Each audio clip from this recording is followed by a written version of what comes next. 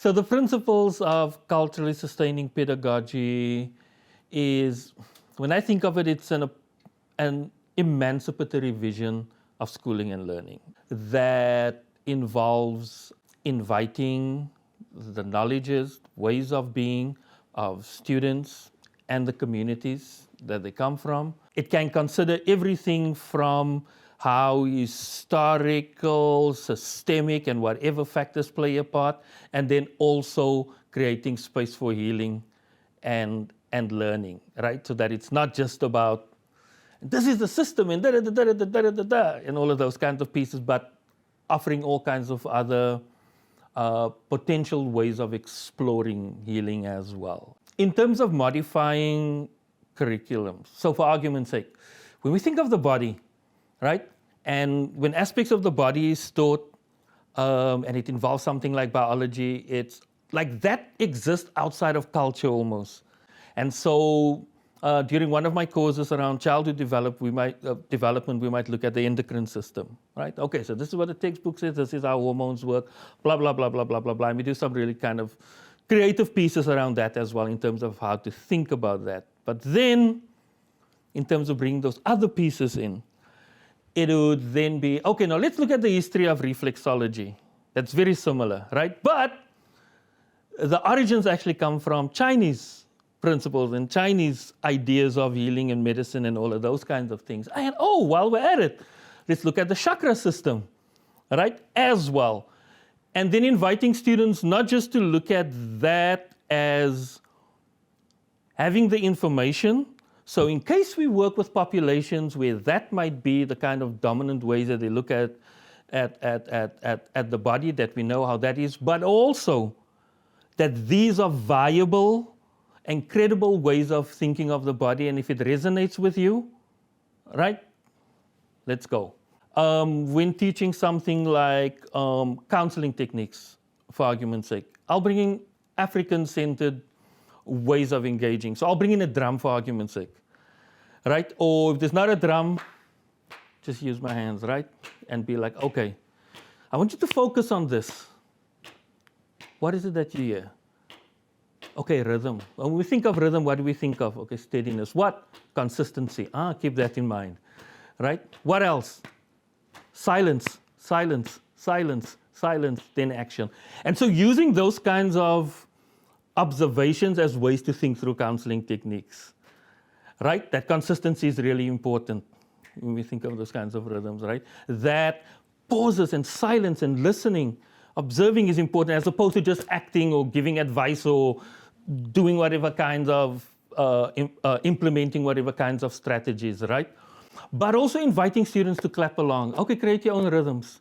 And then thinking of this as not just something that's initiated or controlled by the counselor or child and youth care practitioner or whoever, but that it's this kind of interactive piece, right? And so then I expand that and, okay, let's think of this as a jam session for argument's sake, right?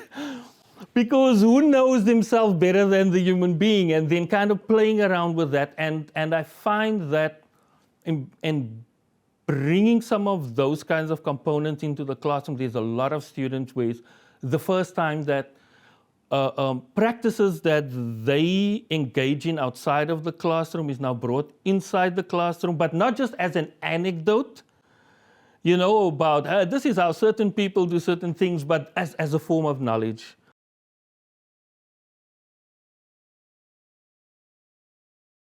The benefits of CSP for me, both as an educator and a child and youth care practitioner, right, is that it demands me to look at what's valuable in my life. Human beings from all over the world and throughout time also have opinions about this and also have approaches and ways of dealing with particular issues that's in the textbook, right? That's not often considered. And so I think that there's this way of inviting the human being and their interests and passions into the classroom that a lot of students like. And also references and practices that's part of their communities that aren't usually invited or present, that's there. And it's not just there again as anecdotes, but as viable ways of engaging and participating and thinking through things in society. I think there's that. And for students where that is not part of their cultural background, to be exposed to that, it's also something new. The benefit, I think there's a certain level of anxiety, but also excitement when I demand that they think of themselves as knowledge producers. And even the way we structure the classes is like that. So before I introduce a concept, it's like, okay, what do you think about a thing? Not only does it make for better discussions, but the discussions, we try to reframe it as theorizing about this as well. And that is not just the people in the books that are theorizing.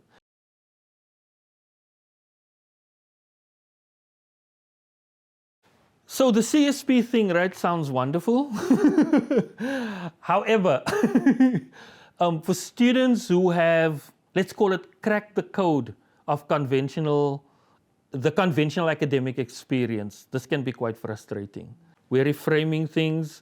We are not only looking at those kinds of, conventional wisdom as it exists within the academy. So there's that. A lot of students prefer that. Just tell me what to do.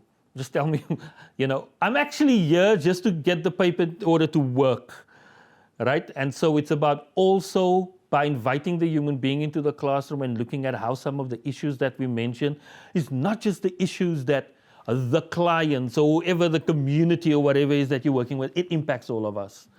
There are push and pulls, but I think a lot of that is about how I frame things as well. And also learning happens after the fact, right? That you could be for 3/4 of the semester quite frustrated and then something clicks. Or it could click 2 years from now. It's like, aha, and I think that's still important. It's still valid.